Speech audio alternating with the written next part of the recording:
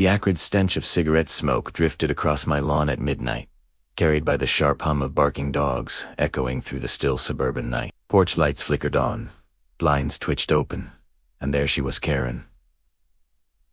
Robe tied too tight, pointing her finger like a courtroom judge delivering a sentence. She screamed into the darkness, her voice cutting sharper than broken glass, demanding silence that wasn't hers to control. By dawn, bright orange notices clung to my door, threatening fines, hearings, even removal of my pets. It was an ambush, neighbors whispering, HOA board smirking, and Karen proudly claiming victory. But what she didn't know was that the one officer she thought she could summon was the badge already hanging in my closet, waiting for the knock she could never predict. Years before this neighborhood war began, I had clawed my way to this home. Long shifts, endless paperwork, and nights filled with calls no one else wanted. Animal rescues, cruelty cases, strays abandoned in storms. My badge wasn't just metal.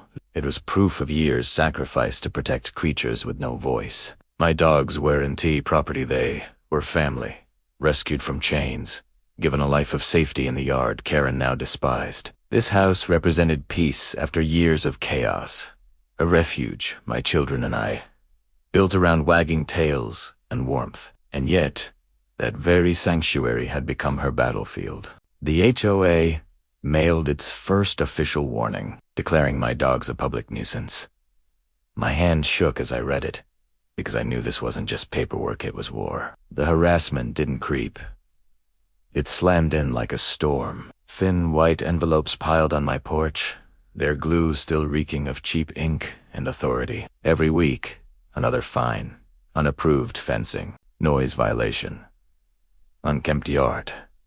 Yet the yard was pristine. The grass crisp with the sharp scent of fresh cuttings.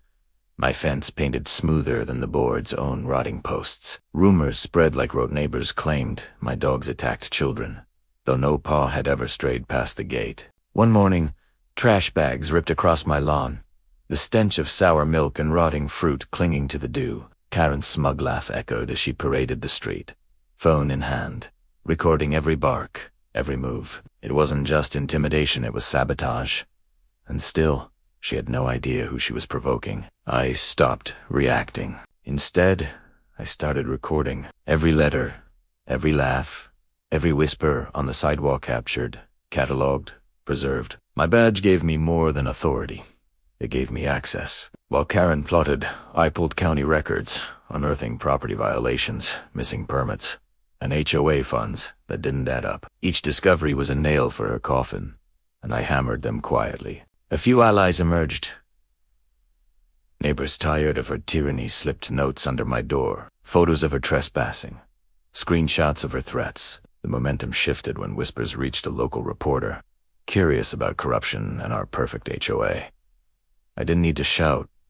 I just needed patience. And when the first news van parked on our street, Karen's face drained of color. The power balance was beginning to shift.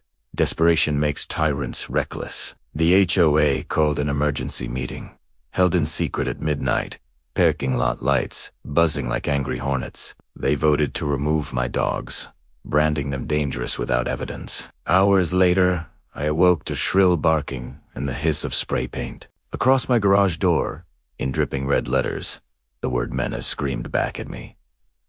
Enough was enough. I walked into their meeting the next day, not as a homeowner, but as the lead officer of the very department they thought would back them. Evidence spilled like a flood: financial fraud, Karen's trespassing, illegal votes. Cameras rolled, neighbors gasped, and board members scrambled. For once, Karen's mouth hung open, speechless, as the badge she mocked turned into the hammer of justice. Justice didn't crawl, in it roared. Karen was stripped of her board seat, charged with vandalism, her perfect reputation crumbling into whispers of shame. The HOA, exposed for fraud, faced lawsuits that drained their arrogance dry. Neighbors who once hid behind blinds now stood with me, dogs playing freely in a yard no one could touch. My family's laughter returned, bouncing off the fences.